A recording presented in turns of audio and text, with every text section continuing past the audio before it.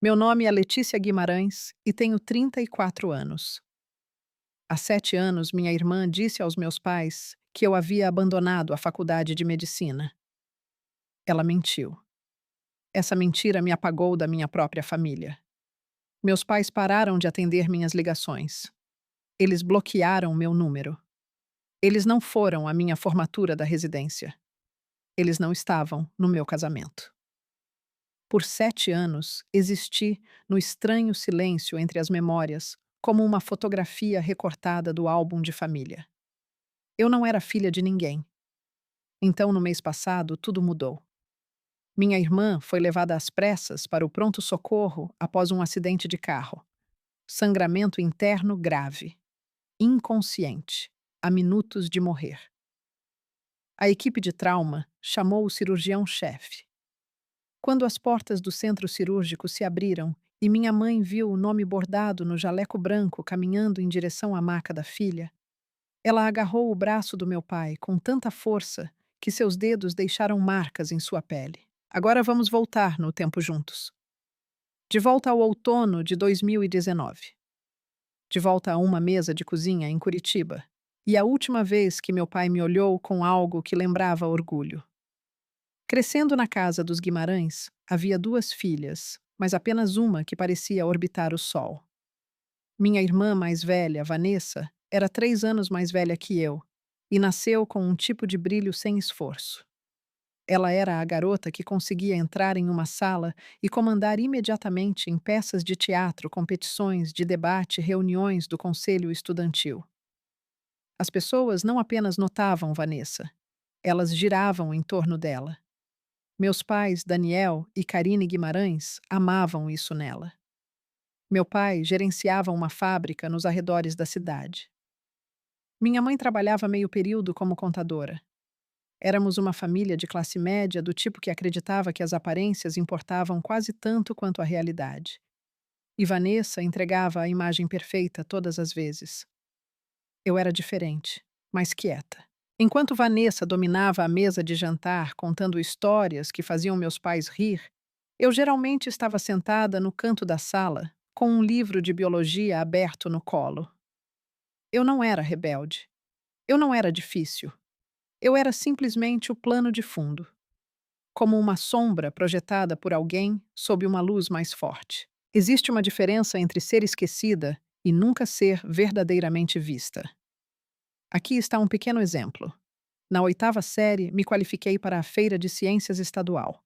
Fui a única aluna da minha escola a conseguir naquele ano. A competição aconteceu no mesmo fim de semana em que Vanessa tinha uma apresentação em uma produção de teatro comunitário. Você provavelmente pode adivinhar onde meus pais foram.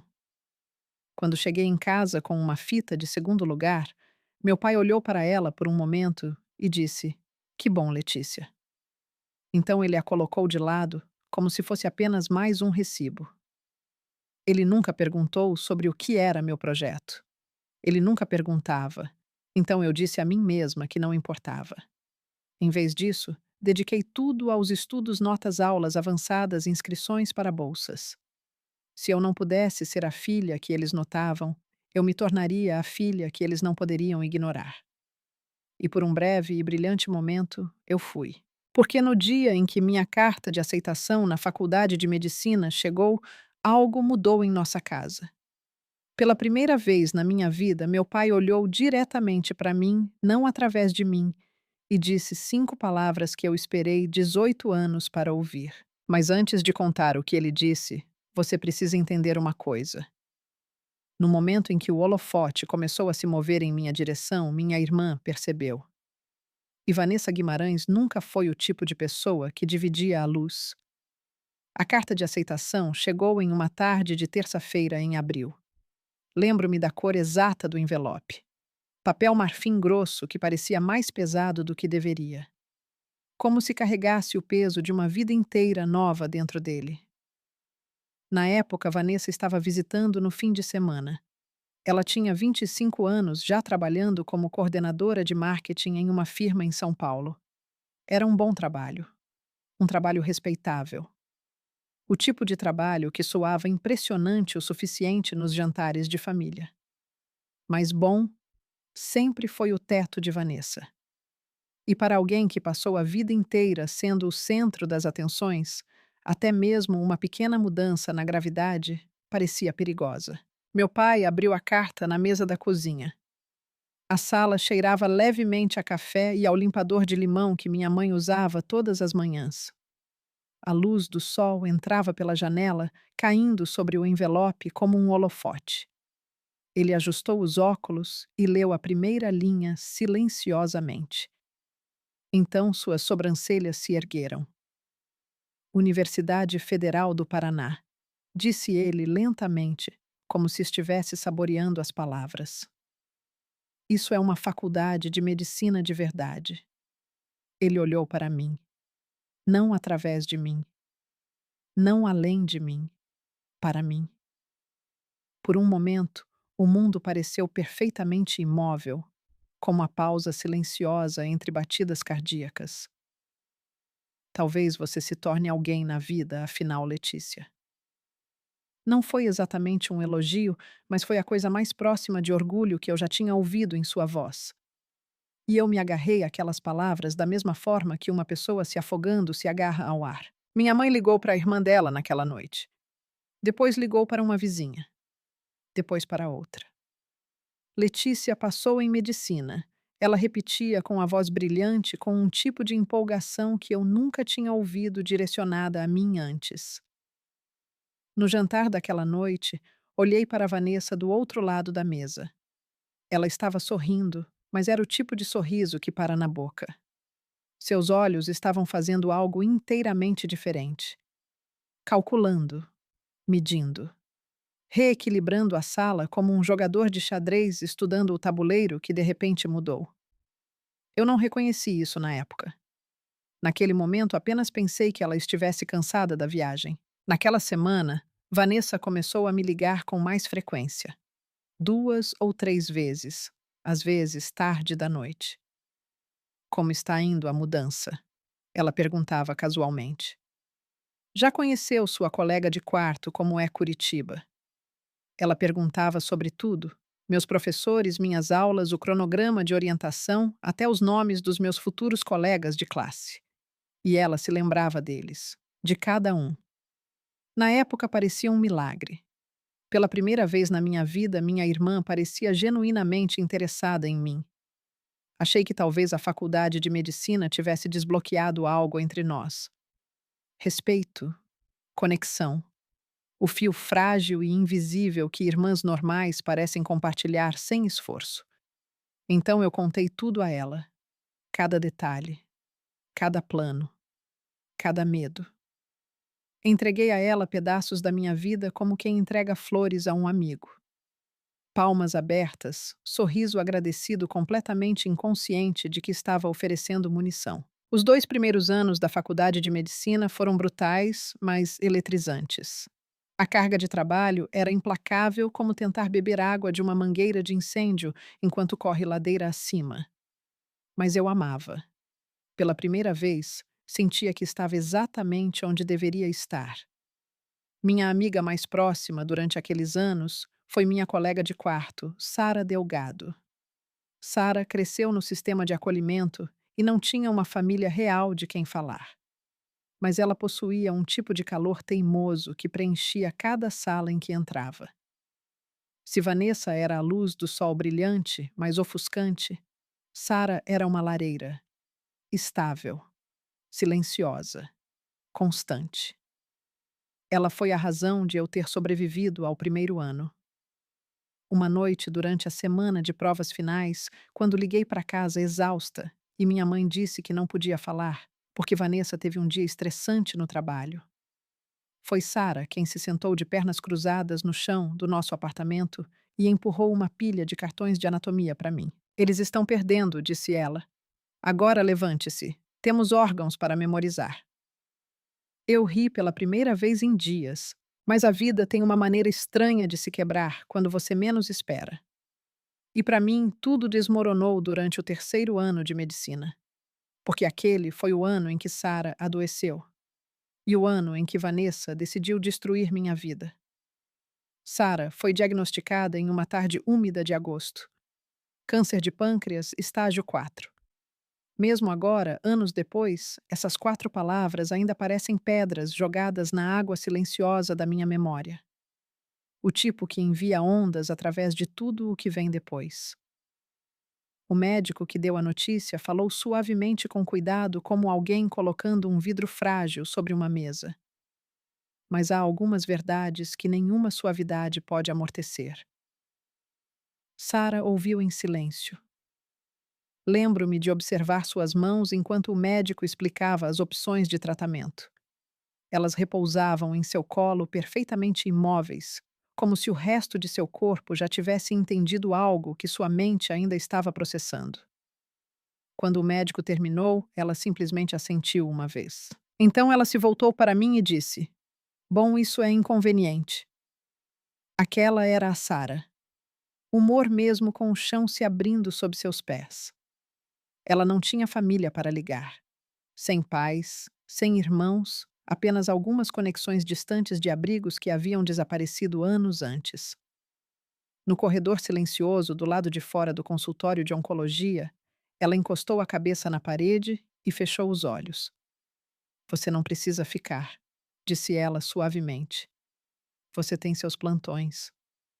Eu nem a deixei terminar a frase. Na manhã seguinte, fui direto ao escritório do coordenador. Faculdades de medicina não pausam por tragédias pessoais. O ritmo é implacável como um trem que nunca para de se mover, não importa quem caia pelo caminho. Mas quando expliquei a situação, o coordenador ouviu atentamente. Após um longo momento, ele assentiu. Trancamento por um semestre, disse ele. Status de cuidadora. A papelada foi preenchida. Minha vaga no programa estava garantida. Eu voltaria em janeiro. Tudo estava oficial, documentado, aprovado. Mudei-me para o pequeno apartamento de Sara 2 dias depois. Pelos 3 meses seguintes, minha vida se encolheu em corredores de hospital e quartos silenciosos, cheios pelo zumbido baixo de máquinas. Eu a levava para as sessões de quimioterapia. Aprendi a ler horários de medicação e segurava sua mão durante as noites em que a dor era tão aguda que roubava o ar de seus pulmões. Às 3 horas da manhã, a ala de oncologia parece outro mundo. Luzes baixas, passos suaves, o ritmo lento dos monitores apitando como metronomos distantes.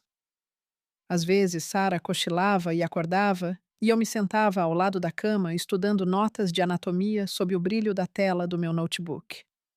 Brincávamos que eu estava tendo a lição prática mais intensa de anatomia pancreática que qualquer estudante poderia receber. Mas sob as brincadeiras, o tempo estava se esgotando. Em algum momento, durante aqueles meses, cometi um erro. Liguei para Vanessa. Até hoje não sei por quê. Talvez eu ainda acreditasse que ela era a irmã que fingiu ser durante aquelas ligações tarde da noite. Talvez eu achasse que se alguém na minha família pudesse entender a compaixão seria ela. Contei tudo a ela. Sobre Sara, sobre o diagnóstico, sobre o trancamento, sobre o plano de voltar para a faculdade no semestre de verão. A voz de Vanessa ao telefone era suave, quase melosa de simpatia. Meu Deus, Letícia, disse ela. Isso é horrível. Sinto muito. Por um momento senti o alívio se espalhar por mim como calor. Finalmente pensei, finalmente ela entende. Não se preocupe, continuou Vanessa. Não direi nada ao papai e à mamãe. Eles iam entrar em pânico. Lembro-me de agradecê-la. Agradecê-la. 3 dias depois, ela ligou para meus pais. Eu não sabia as palavras exatas que ela usou naquela noite. Eu não descobriria a forma completa da mentira até anos depois, quando a verdade se desenrolou em um lugar que nenhum de nós esperava. Mas o estrago começou quase imediatamente. A ligação veio às 11 horas daquela noite. Eu estava sentada ao lado da cama de hospital da Sara, em uma cadeira de plástico duro, quando meu telefone acendeu. Pai. Por um momento, a esperança brilhou no meu peito como uma pequena vela. Talvez Vanessa tivesse contado a eles sobre a Sara. Talvez estivessem ligando para perguntar como estávamos. Eu atendi. Letícia, disse meu pai. Sua voz estava mais fria do que eu jamais ouvira. Sua irmã nos contou tudo. A vela dentro de mim se apagou. O que você quer dizer? Perguntei com cuidado. A desistência? Continuou ele secamente. O namorado com problema de drogas. Tudo. Pressionei minha mão contra a parede do hospital para me estabilizar. Pai, isso não é verdade. Ela nos mostrou as mensagens, disse ele. A prova. Que mensagens que sussurrei. Atrás da cortina, a bomba de infusão da Sara apitava baixinho. Pai, estou sentada em um hospital agora. Estou cuidando da minha amiga. Um longo silêncio se seguiu. Então ele disse algo que pareceu uma porta batendo com força. Vanessa disse que você diria exatamente isso. Por um momento não consegui falar. O quarto do hospital pareceu subitamente menor, o ar mais pesado, como se as paredes tivessem se aproximado enquanto eu não olhava. Pai, eu disse lentamente, forçando cada palavra a permanecer firme. Eu não desisti. Eu tranquei o semestre. Posso te mostrar a papelada. Posso te dar o número do coordenador. Meu pai não hesitou. Chega. Apenas uma palavra. Fria, plana, final. Então a voz da minha mãe se juntou à chamada. Eu podia ouvi-la tremendo pelo alto-falante. Como você pôde mentir para nós por um ano inteiro, Letícia? A acusação me atingiu como uma queda repentina em um elevador. Mãe, por favor, eu disse. Você tem que me ouvir. Nós confiamos em você. Ela continuou com a voz falhando. Contamos a todos que você estava na faculdade de medicina. Você sabe como é humilhante descobrir que sua filha desistiu e escondeu isso. Encostei minha testa contra a parede fria do hospital. Mãe, eu não desisti. Ela disse que você tem um namorado, acrescentou meu pai rispidamente. Alguém com problema de drogas, que você tem ajudado ele em vez de terminar os estudos. Fechei os olhos. Era como tentar segurar água nas mãos. Cada explicação escorregava pelos dedos deles antes mesmo de pousar. Pai, sussurrei. Estou sentada em um quarto de hospital agora. Minha amiga tem câncer estágio 4. Eu tranquei o curso para cuidar dela. Silêncio. Por um momento tive esperança de que eles pudessem ouvir a verdade na minha voz. Então meu pai falou novamente. Vanessa nos avisou que você teria uma história pronta. Algo dentro do meu peito quebrou. Não ruidosamente, não dramaticamente, apenas uma fratura silenciosa, como o gelo se formando na superfície de um lago. Não ligue para esta casa novamente, disse ele. Não até que esteja pronta para dizer a verdade. A linha ficou muda. Fiquei olhando para o meu telefone por minutos. Esse foi o tempo que meus pais levaram para me apagar. 4 minutos para reescrever 27 anos da minha vida. Escorreguei pela parede e me sentei no chão do hospital, o linóleo frio pressionando meu uniforme. Do outro lado da cortina, o monitor da Sara apitava suavemente constante como uma batida de coração. A tela do meu telefone ainda brilhava na minha mão. 4 minutos e 12 segundos. 20 minutos depois, uma mensagem apareceu. Vanessa. Sinto muito, Letícia. Eu tive que contar a eles. Eu não conseguia mais guardar seu segredo. Havia um emoji de coração partido no final. Fiquei olhando para a mensagem por um longo tempo. O problema da traição é que ela raramente chega com trovões. Na maioria das vezes, ela entra silenciosamente usando o rosto familiar de alguém em quem você confia. Eu estava a quase 3.000 quilômetros de casa. Tinha R$ 43 na minha conta bancária. E de repente não tinha família, mas eu tentei. Preciso que você entenda isso. Eu tentei de tudo. Nos 5 dias seguintes, liguei para meus pais 14 vezes. As primeiras ligações foram direto para a caixa postal. No quarto dia, o número do meu pai me bloqueou. Minha mãe me bloqueou 2 dias depois. Enviei 2 e-mails. Um curto, um longo. O longo tinha minha papelada oficial de trancamento em PDF. Incluí o número direto do coordenador. Até adicionei as informações de contato do oncologista da Sara.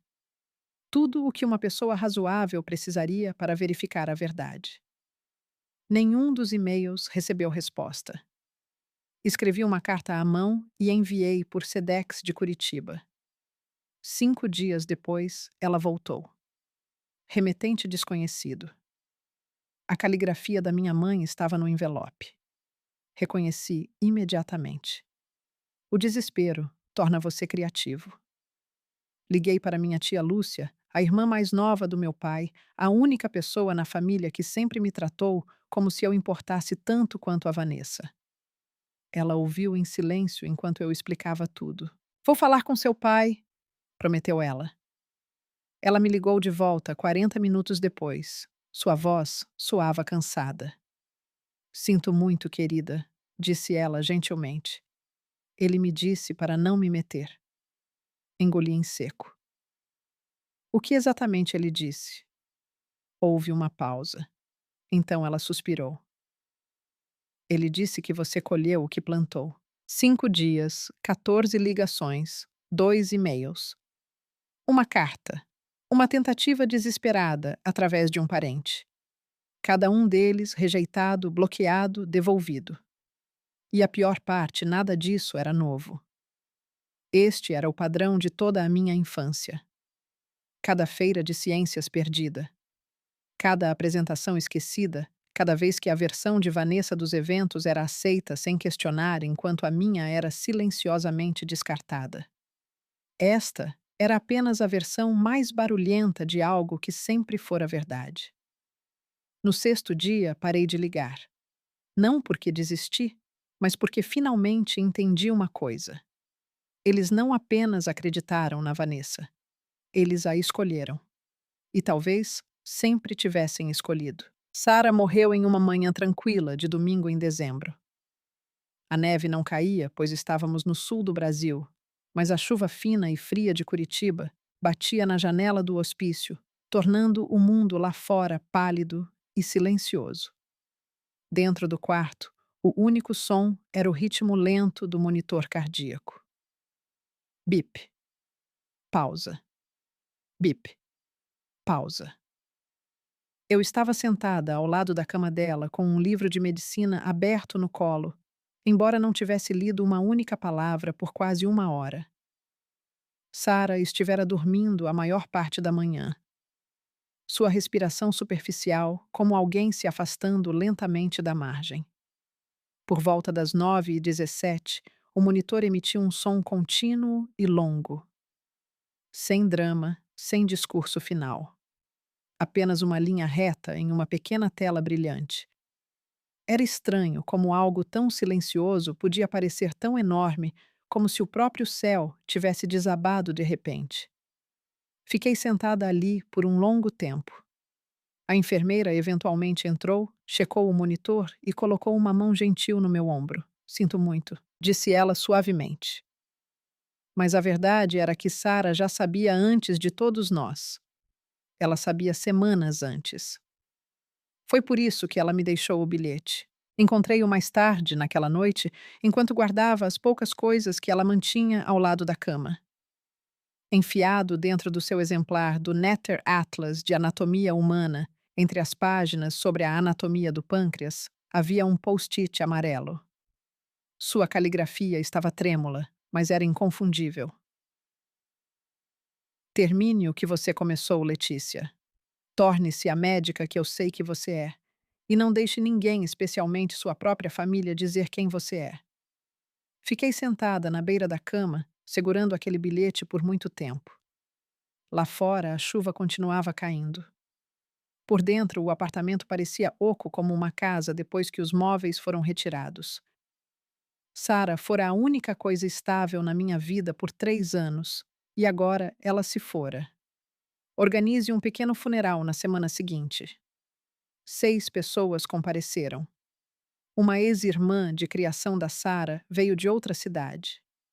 2 colegas da faculdade vieram junto com uma enfermeira da ala de oncologia que se apegara a ela. Fiquei na frente de uma capela que comportava 60 pessoas e li um elogio para fileiras de assentos quase vazios. Não chorei. Não porque não estivesse quebrada, mas porque já tinha chorado todos os dias por 3 meses e simplesmente não havia sobrado nada. Naquela noite, voltei para o apartamento da Sara, nosso apartamento. Sua caneca de café ainda estava no balcão da cozinha. Sua jaqueta ainda estava pendurada perto da porta, como se ela pudesse voltar e pegá-la.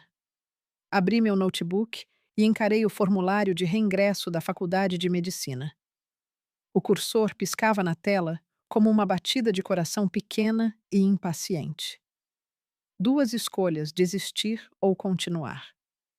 Parte de mim queria fechar o notebook e desaparecer.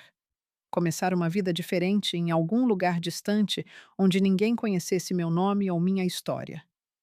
Mas o bilhete da Sara estava ao lado do teclado. Suas palavras pareciam uma mão silenciosa no meu ombro me estabilizando. Então preenchi o formulário, uma linha de cada vez. Quando terminei, cliquei em enviar. Às vezes, as pessoas imaginam a força como algo barulhento, como um grito de guerra ou um discurso triunfante. Mas a verdade é que a força muitas vezes parece muito menor do que isso. Às vezes, é apenas uma pessoa cansada, sentada sozinha em uma sala silenciosa, escolhendo se levantar novamente quando ninguém mais está olhando. Voltei para a faculdade de medicina em janeiro. Sem família, sem rede de segurança.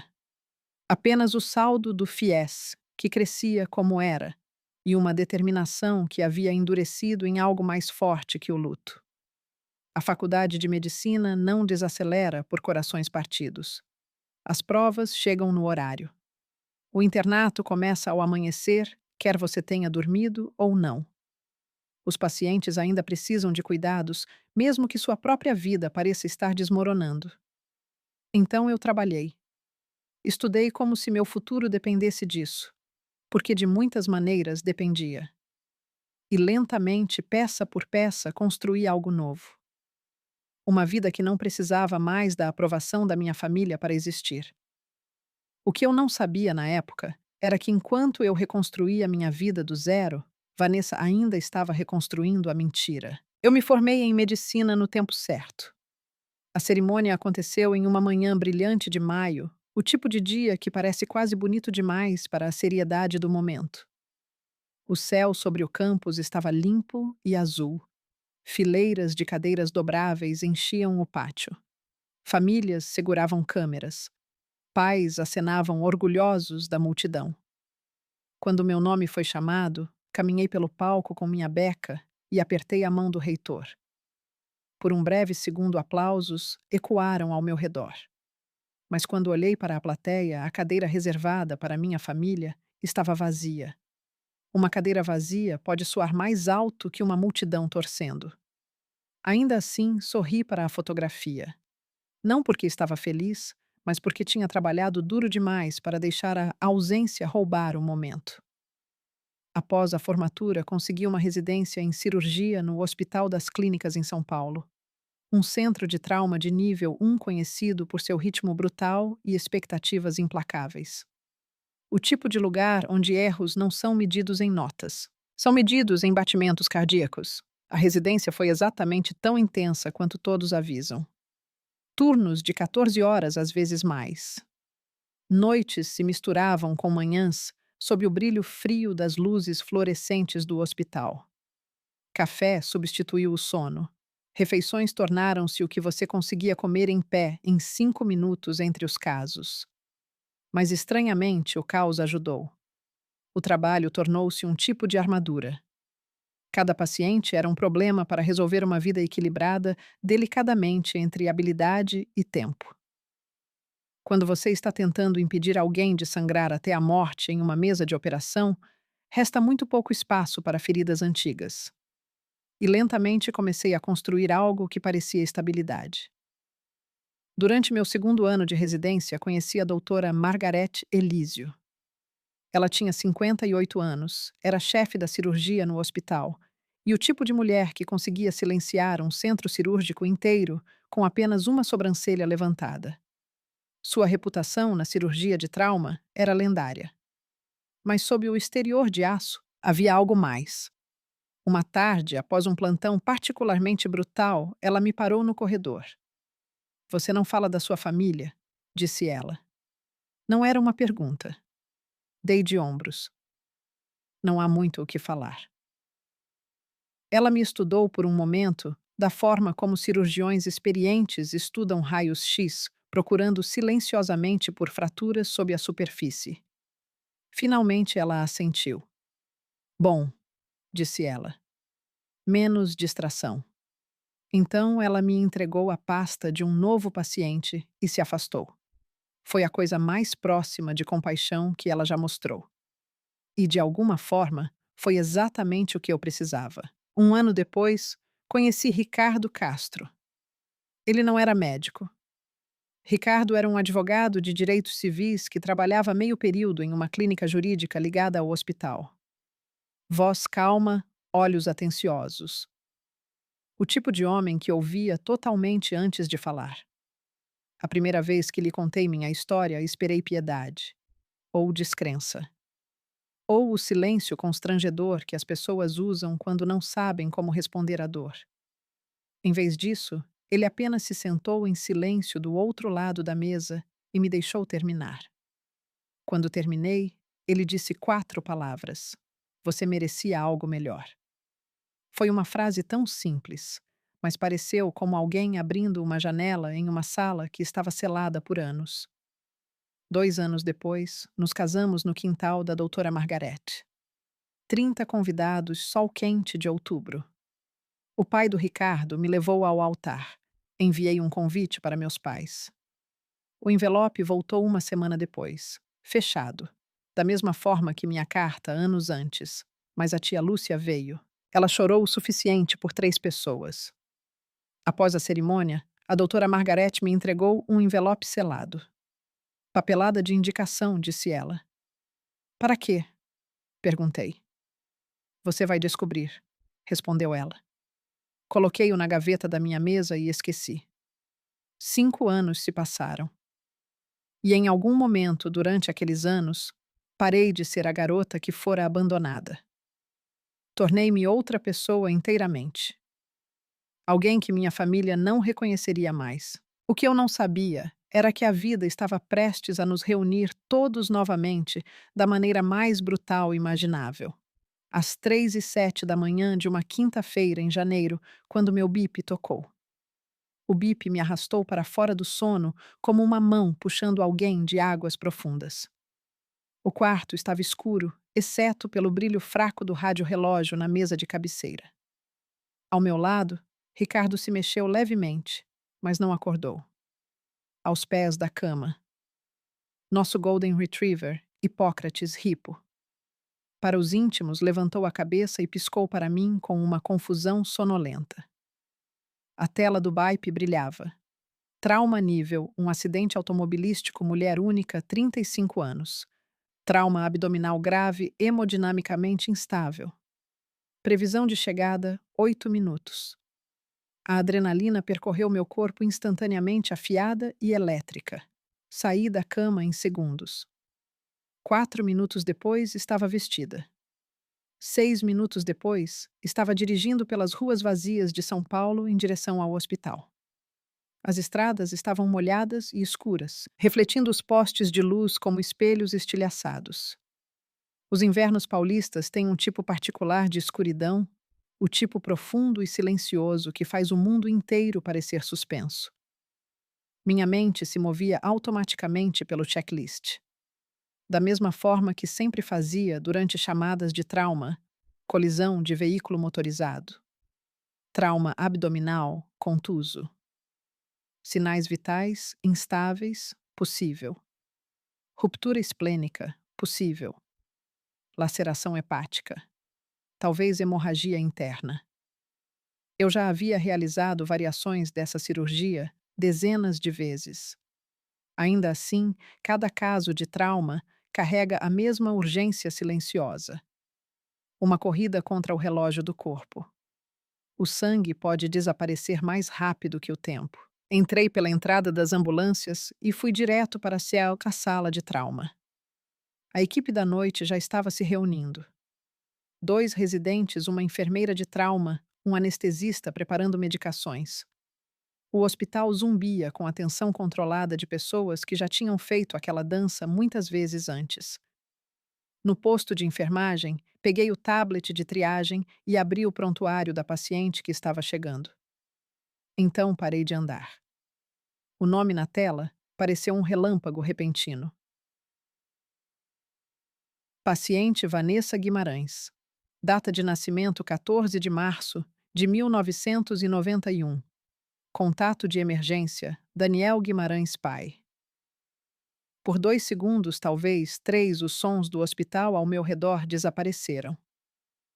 O ranger dos sapatos no linóleo, os anúncios distantes no alto-falante, o apito mecânico suave dos monitores.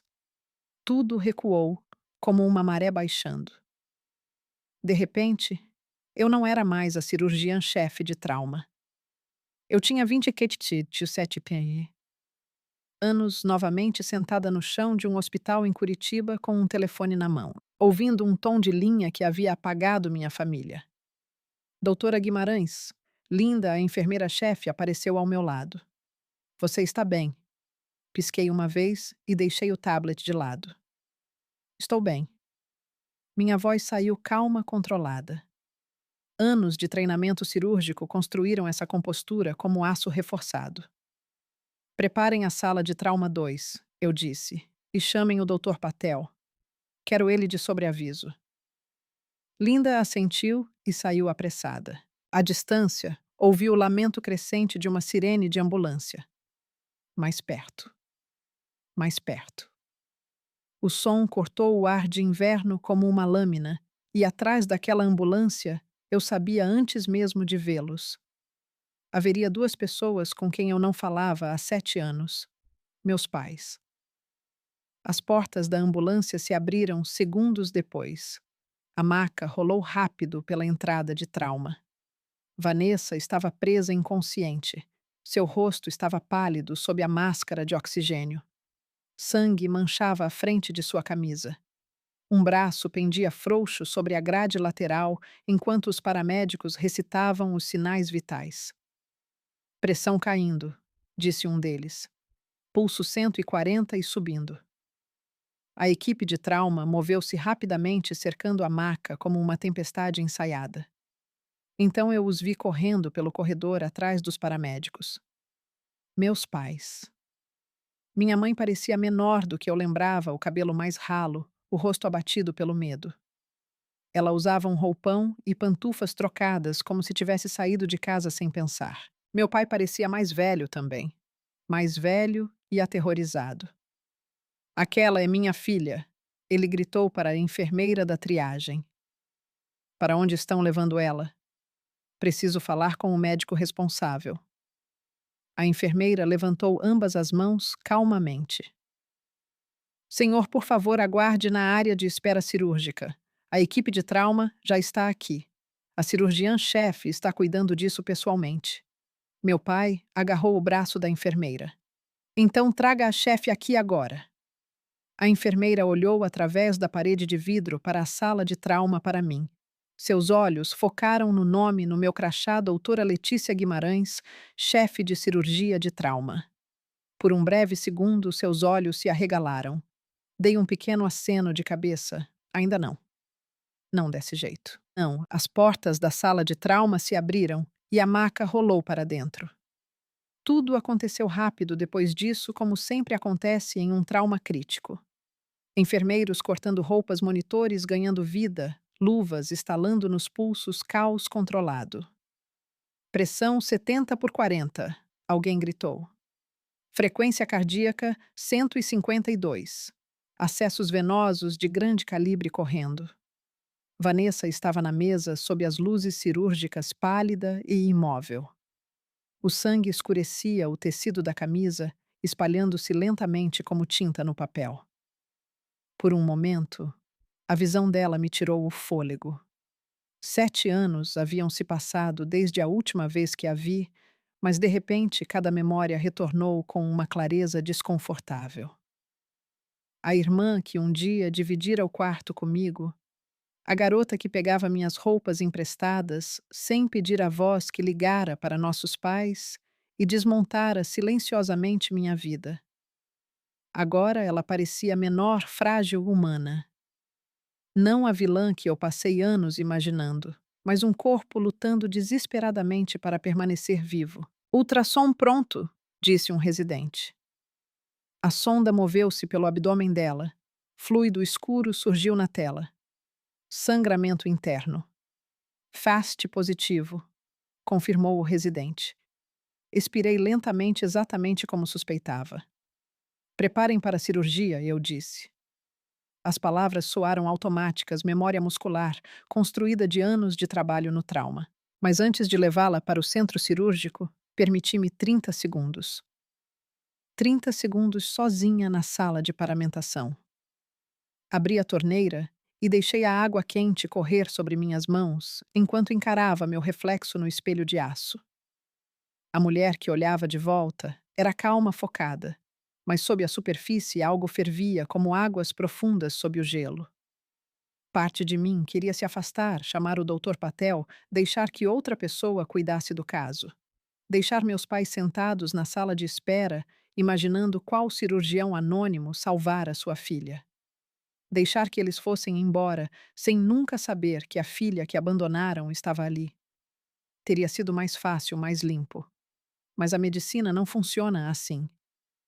Do outro lado da parede estava uma paciente com ruptura de baço e uma provável laceração hepática. Ela tinha talvez 30 minutos de vida se não operássemos. E gostando eu ou não, eu era a melhor cirurgiã disponível. O juramento que fiz anos atrás não incluía exceções para histórias pessoais. Peguei o telefone montado na parede e chamei o Dr. Patel diretamente. Preciso de você de prontidão, disse eu quando ele atendeu. Complicação? Ele perguntou. Conflito de interesses, respondi. Uma pausa. Então sua voz ficou séria. Família? Sim. Outra pausa. Entendido, disse ele. Estarei aí. Desliguei e sequei minhas mãos. Então voltei para a sala de cirurgia. Vanessa estava sob as luzes cirúrgicas brilhantes, inconsciente, a respiração superficial sob a máscara de oxigênio.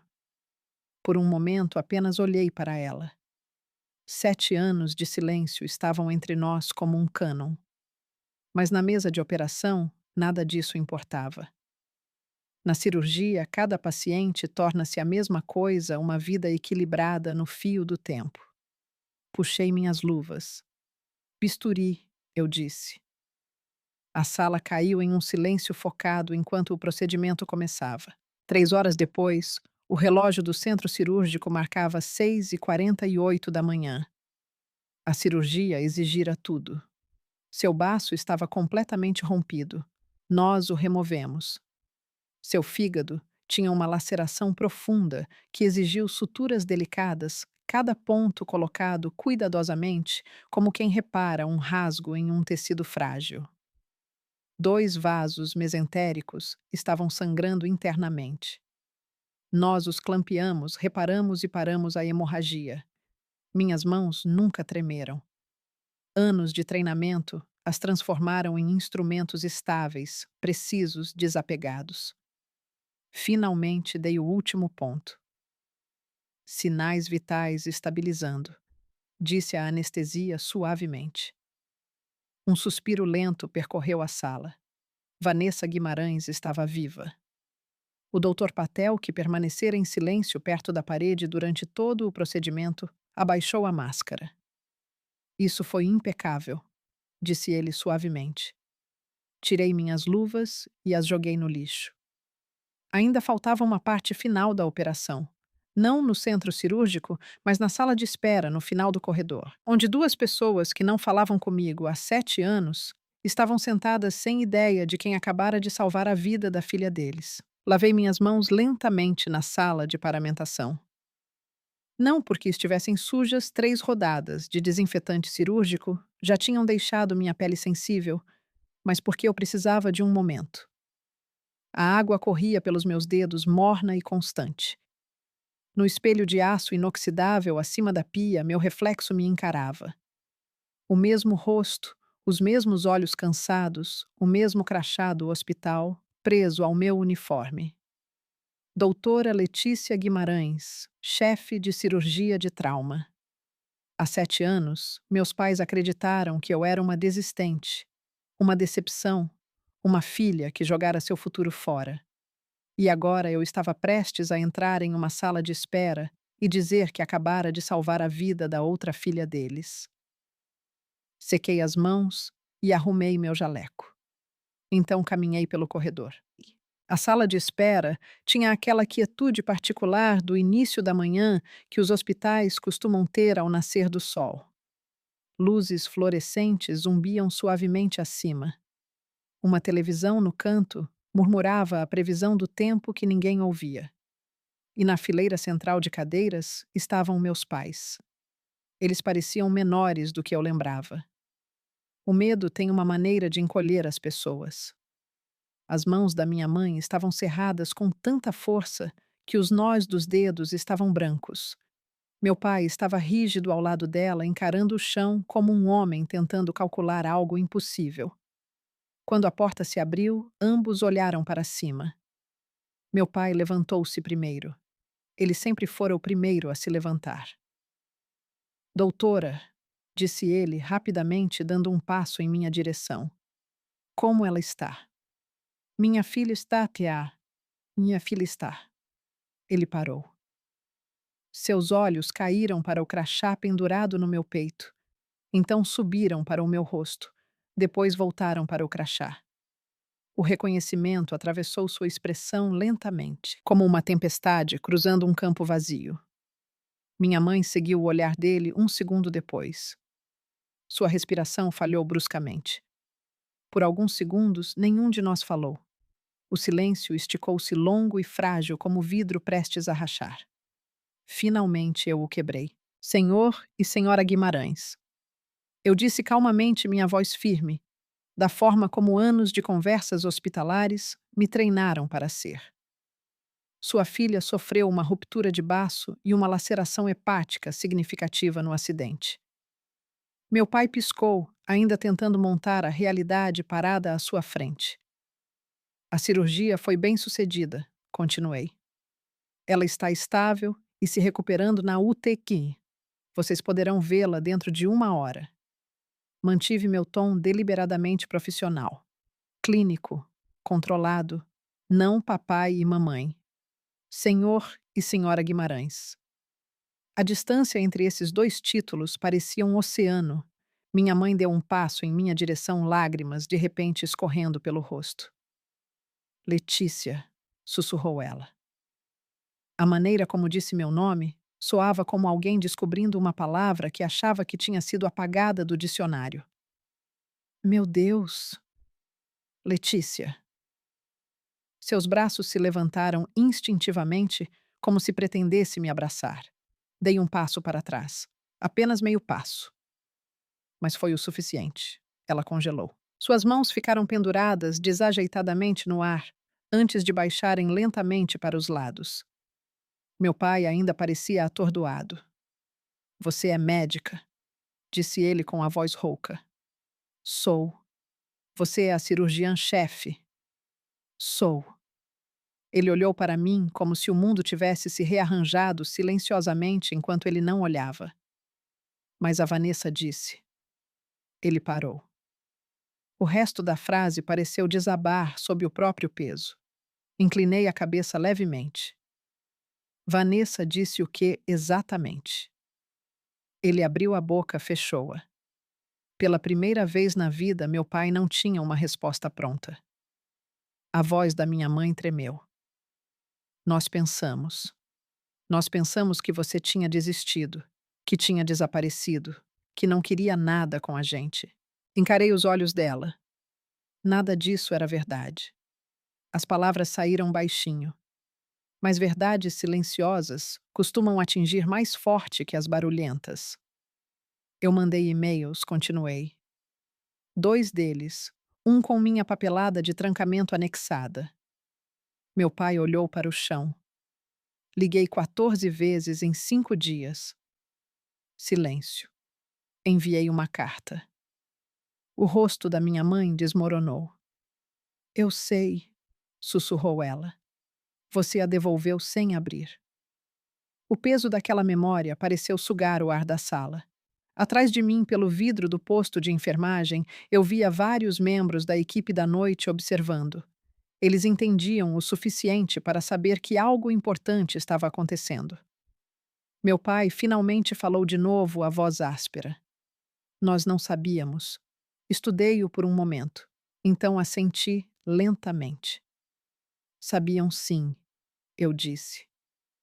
Nenhum deles teve resposta para isso.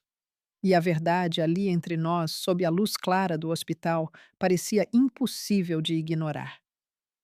7 anos de silêncio acabavam de colapsar em um único momento. E era apenas o começo. O silêncio que se seguiu parecia pesado o suficiente para dobrar o ar. Meus pais estavam a poucos metros de mim, na sala de espera. Suas expressões oscilavam entre o choque e algo mais sombrio, algo mais próximo da compreensão.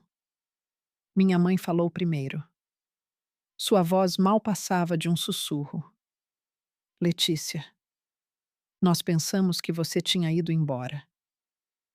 As palavras tremiam ao sair de sua boca, como alguém testando gelo que pode quebrar sob seu peso. Pensamos que você tinha desistido, que não nos queria mais. Olhei para ela por um longo momento. 7 anos atrás eu teria corrido para me explicar novamente. Teria implorado por compreensão como alguém perdido no mar implora por resgate. Mas aquela versão de mim desaparecera em algum lugar entre a faculdade de medicina e o centro cirúrgico. Eu nunca fui embora, disse baixinho. Os ombros do meu pai cederam ligeiramente. Então ele fez a pergunta que eu esperava desde o momento em que vi o nome da minha irmã naquele prontuário. O que aconteceu de verdade? As luzes fluorescentes acima de nós zumbiam suavemente. Cruzei os braços. Vanessa ligou para vocês? Disse eu. 3 dias depois de eu contar a ela sobre a Sara. Minha mãe franziu a testa. Sara, minha colega de quarto, expliquei. Ela tinha câncer de pâncreas estágio 4.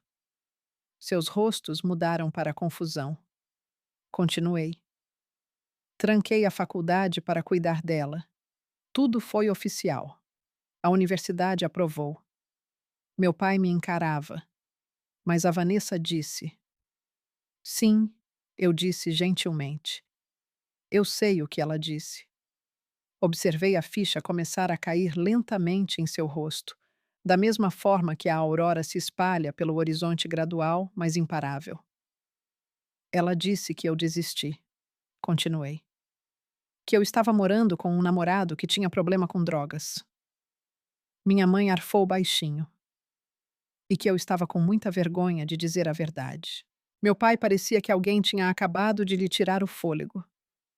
Isso, isso não pode estar certo, disse ele fracamente. Mas está. Encarei os olhos dele. Liguei para você 14 vezes depois disso. Nenhum dos dois se moveu. Mandei e-mails com a papelada anexada. As mãos da minha mãe tremiam. Escrevi uma carta. A memória do envelope fechado pairou entre nós como um fantasma. Vocês devolveram. Meu pai passou a mão pelo rosto. O homem confiante e inabalável que um dia dominara cada sala em que entrava subitamente parecia muito velho. Vanessa nos disse que você estava mentindo, murmurou ele. Ela nos mostrou mensagens. Senti uma calma estranha me dominar. Mensagens fabricadas, disse eu. Ou editadas. Por um momento ninguém falou. Então minha mãe afundou lentamente em uma das cadeiras da sala de espera, como se suas pernas tivessem esquecido como sustentá-la. Meu Deus! sussurrou ela. Meu pai continuou de pé, mas algo em sua postura mudara. A certeza rígida que definira minha infância parecia estar se dissolvendo em tempo real. Você quer dizer, disse ele lentamente, você nunca parou de cursar medicina? Não. Você terminou? Sim. E você? Ele olhou para o corredor que levava à UTI. Você foi a cirurgiã que acabou de salvar a Vanessa. Sim. A palavra pousou suavemente, mas seu peso parecia enorme. Minha mãe, de repente, cobriu a boca com as duas mãos. Lágrimas caíam livremente agora, silenciosas e incontroláveis. Eu pensei que você nos odiava, sussurrou ela. Balancei a cabeça lentamente. Não. A resposta surpreendeu até a mim. Eu parei de tentar, eu disse, porque vocês já tinham decidido quem eu era. A sala ficou em silêncio novamente. Atrás de nós, um enfermeiro passou pelo corredor empurrando um carrinho. As rodas rangiam suavemente contra o chão. A vida no hospital continuava como se nada incomum estivesse acontecendo. Mas dentro daquela sala de espera, algo enorme havia mudado. Meu pai finalmente falou de novo. Sua voz soava diferente agora, mais baixa. O que acontece agora? Perguntou ele. Considerei a pergunta com cuidado. 7 anos de ausência não podem ser reparados com uma única conversa. Confiança não é um interruptor de luz. É mais como um osso quebrado.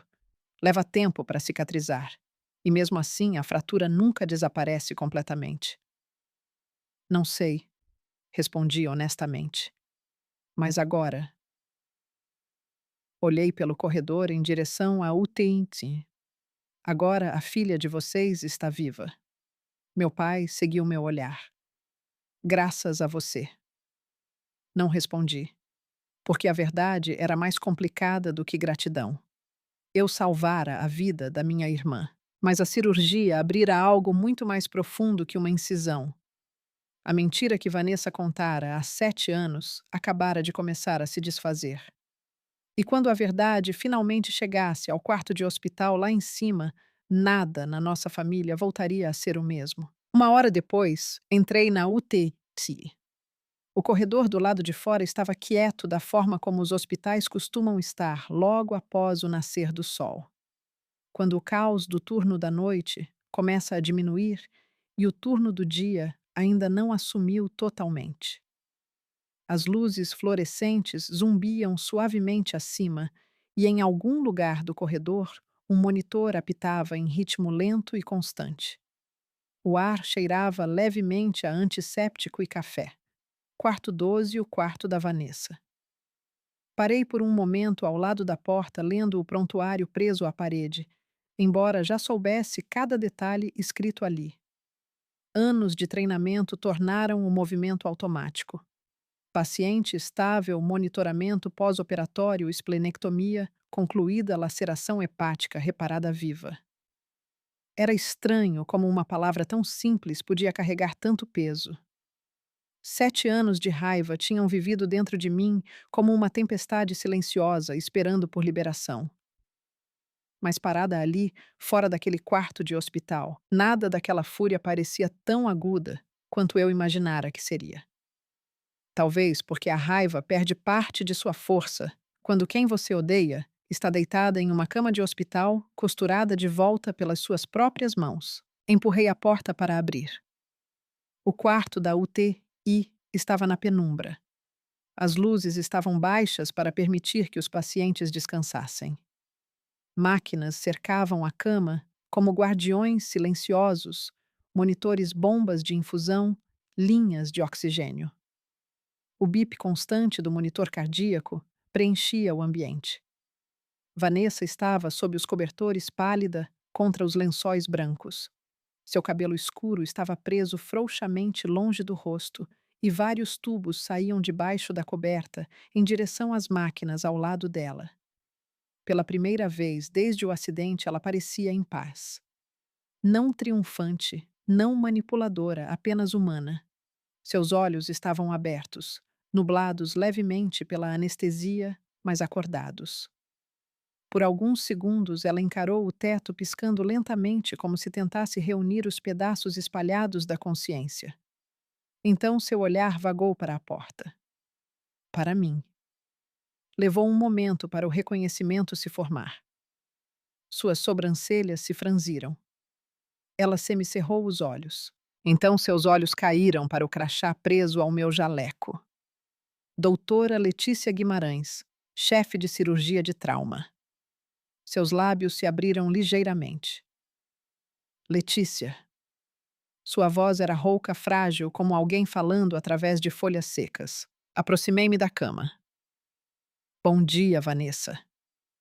As palavras saíram firmes, controladas, profissionais. Eu sou a cirurgiã que realizou sua operação. Por vários segundos, ela simplesmente me encarou. Sua mente parecia se mover lentamente pelas camadas de percepção. Confusão, primeiro. Depois descrença. Então algo mais próximo do choque. Você é médica, sussurrou ela. Assenti uma vez. Cirurgiã-chefe de trauma. As palavras pousaram no quarto com uma finalidade silenciosa. Vanessa piscou novamente, como se pudesse acordar de um sonho estranho se apenas esperasse tempo suficiente. Isso não é possível, murmurou ela fracamente, mas as máquinas ao lado dela continuavam seu ritmo constante. Bip, bip, bip. A realidade não muda só porque alguém deseja que mude. Ajustei o gotejamento do soro automaticamente, checando os números no monitor. Você sofreu um acidente de carro grave? Expliquei calmamente. Seu baço rompeu e você teve uma laceração profunda no fígado. Tivemos que remover o baço e reparar o sangramento. Ela me observava atentamente agora. A confusão em seus olhos começou a se transformar em algo mais familiar. Cálculo. Era um olhar que eu lembrava bem. Mesmo quando criança, Vanessa sempre fora rápida em analisar situações procurando o ângulo que lhe desse mais controle. Eu disse a eles que você desistiu, disse ela de repente. Sua voz estava seca, mas as palavras foram claras. Encarei o olhar dela. Eu sei. O silêncio se instalou entre nós. Vanessa engoliu em seco lentamente. Eu não achei. Começou ela. Então sua voz sumiu. Não achou o quê? Perguntei baixinho. Que eu terminaria. Sugeri. Que eu me tornaria uma cirurgiã. Seus olhos desviaram. Ela não respondeu, mas não precisava. A verdade estava escrita em seu rosto. Terminei de checar o dreno perto da incisão. Tudo parecia estável. Sem sangramento excessivo, eu disse. Você vai se recuperar. Vai levar tempo, mas a cirurgia correu bem. Vanessa olhou de volta para mim. Papai e mamãe, disse ela subitamente. As palavras soaram cuidadosas. Eles estão aqui, não estão. Sim. A respiração dela mudou ligeiramente. O que você disse a eles? A verdade. A frase pairou no ar como o toque de um sino. A expressão de Vanessa mudou novamente. Não era confusão desta vez. Era medo. Não o medo da dor física ou de complicações cirúrgicas. Algo mais profundo. Você não devia ter feito isso, sussurrou ela. Levantei uma sobrancelha ligeiramente. Qual parte? Contar a eles. O quarto ficou quieto novamente. Lá fora, a luz pálida do sol de inverno filtrava-se pelas nuvens ralas, lançando uma luz cinza suave pelo chão. Você teve 7 anos, eu disse calmamente. 7 anos para corrigir a mentira. Vanessa fechou os olhos brevemente. Quando os abriu novamente, o cálculo retornara, mas parecia mais fraco agora, como uma máscara que havia rachado. Eu achei que você desapareceria, disse ela baixinho. As palavras me surpreenderam. Depois que eles te cortaram. Achei que você ia simplesmente sumir. Estudei o rosto dela. Havia algo quase honesto naquela confissão. Eu quase sumi, admiti, mas não sumi. O monitor ao lado dela continuava seu ritmo constante. Bip, bip, bip. Vanessa encarou o teto por um longo momento. Então ela fez a pergunta que eu esperava mais cedo ou mais tarde. O que acontece agora? Por um momento considerei a resposta. 7 anos atrás, ela mudara minha vida com uma única ligação. Mas a balança do poder mudara desde então. Agora ela era quem estava deitada em uma cama de hospital. Agora ela era quem enfrentava consequências que não podia controlar. Você se recupera, respondi finalmente. Você cura. Então, dei um passo em direção à porta. E depois disso, parei com a mão na maçaneta. Depois disso, Vanessa, você explica tudo para o papai e para a mamãe. O rosto dela ficou pálido porque, pela primeira vez em 7 anos, a história não era mais dela para escrever. A verdade já começara a se contar sozinha. Meus pais entraram no quarto da UTI da Vanessa cerca de 10 minutos depois que eu saí. Não fiquei para assistir. Algumas conversas não precisam de testemunhas. Em vez disso, caminhei pelo corredor silencioso e saí do hospital por alguns minutos. O ar frio era afiado contra a minha pele, frio o suficiente para limpar a névoa dos meus pensamentos. O céu estava cinza pálido, o tipo de manhã que parece suspensa entre a noite e o dia. Por 7 anos, eu imaginara esse momento de dezenas de formas diferentes.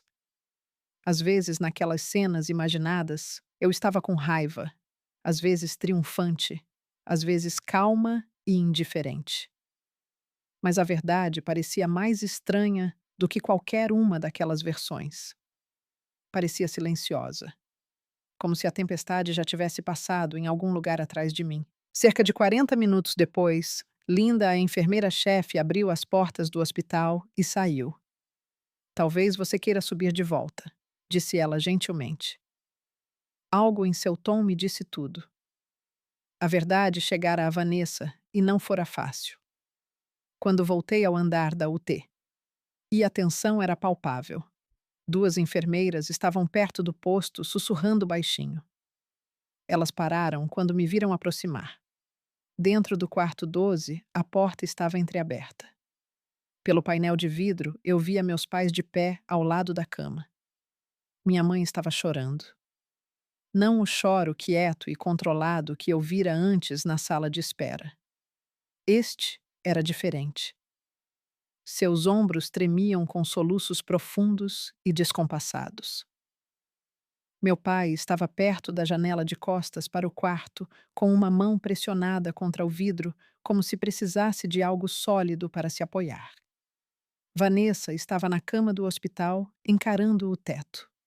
Sem lágrimas, sem defesa dramática, apenas silêncio. Empurrei a porta devagar. Todos os 3 olharam para mim.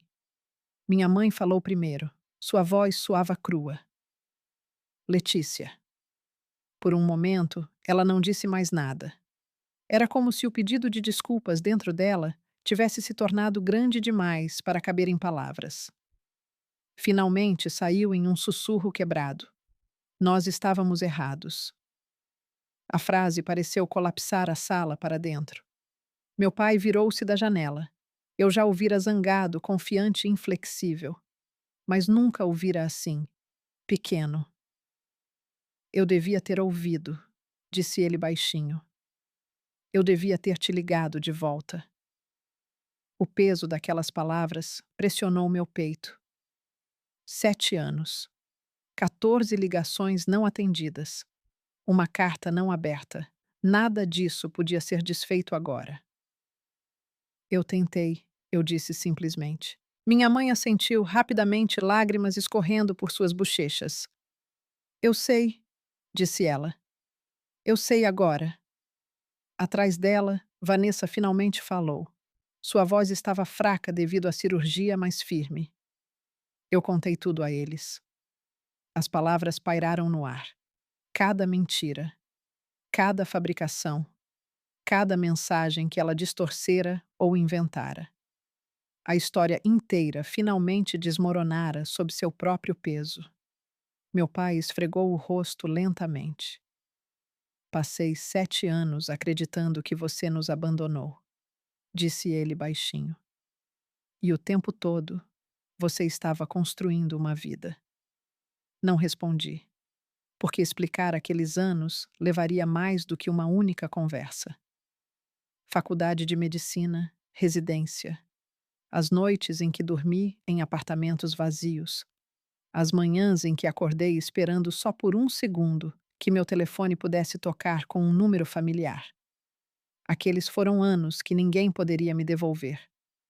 Mas eles moldaram a pessoa parada naquele quarto de hospital. Vanessa olhou para mim novamente. Havia algo diferente em seus olhos agora. Não era cálculo, não era orgulho, algo mais próximo de exaustão. Eu achei que se você desaparecesse, disse ela lentamente, tudo voltaria ao normal. Um sorriso triste tocou meus lábios. Não voltou. Não, admitiu ela baixinho. Eu vejo isso agora. O silêncio se instalou entre nós quatro. Não o silêncio frio da distância. Algo mais suave, frágil, como o primeiro fio de uma ponte sendo reconstruída. Minha mãe deu um passo à frente hesitante. Desta vez eu não recuei. Seus braços me envolveram cuidadosamente, como se tivesse medo de que eu pudesse sumir se ela segurasse com muita força. Sinto tanto, sussurrou ela. Pela primeira vez em anos, permiti-me respirar. Meu pai não me abraçou. Ele nunca fora um homem que expressasse emoções facilmente. Mas deu um passo à frente e colocou a mão no meu ombro. E para ele aquilo era o suficiente. Vanessa observou o momento em silêncio da cama. A irmã que um dia destruíra minha vida era agora a razão de estarmos juntos novamente. A ironia tem um senso de humor estranho.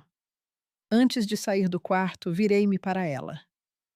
Você vai precisar de consultas de acompanhamento, eu disse. Seu sistema imunológico ficará mais fraco sem o baço. Ela assentiu. Então, depois de um momento, ela disse algo inesperado. Obrigada. As palavras foram simples, mas foram as primeiras honestas que ela me ofereceu em muito tempo. Semanas se passaram. Vanessa recuperou-se lentamente. Meus pais começaram a aparecer com mais frequência, não com grandes gestos, mas com uma consistência silenciosa. Ligações, jantares de domingo. Pequenas tentativas de reconstruir algo que fora quebrado. Não era perfeito. Talvez nunca fosse. Mas algo importante havia mudado. A verdade finalmente assumira seu lugar em nossa história. E a verdade, uma vez dita, tem uma forma de reconstruir coisas que as mentiras só conseguem destruir. Numa manhã de domingo, alguns meses depois, meus pais vieram tomar café da manhã. Ricardo estava fazendo o café. Ripo estava debaixo da mesa esperando pacientemente por migalhas. Meu pai estava no balcão vendo a rabanada chiar na frigideira. Depois de um momento, ele limpou a garganta. Precisa de ajuda para arrumar a mesa. Sorri levemente. Sim, eu disse. Pode fazer isso. Ele abriu o armário e pegou 4 pratos. Um por um, ele os colocou cuidadosamente sobre a mesa. 4. Pela primeira vez em 7 anos. 4. E de alguma forma, esse número simples parecia o começo de algo novo. Histórias como essa deixam algo pesado e pensativo dentro de mim. Não por causa da traição, mas por causa das escolhas que vêm depois dela. Aprendi que a verdade pode sobreviver a um longo silêncio, mas os relacionamentos não podem sobreviver sem coragem. Às vezes, a coisa mais difícil não é provar que você estava certa. É decidir se o seu coração ainda tem espaço para perdoar quando a verdade finalmente aparece. Passei anos acreditando que minha família tinha me apagado. No entanto, no fim, eu tive que decidir que tipo de pessoa eu queria ser quando eles finalmente vissem a verdade. Salvar minha irmã não foi apenas uma decisão médica. Foi um momento que me forçou a escolher o tipo de caráter que eu queria carregar pela vida. Se você estivesse onde eu estive após anos sendo mal compreendida, ferida e deixada de lado, o que você faria? Você iria embora para sempre? Ou deixaria a porta aberta apenas um pouquinho?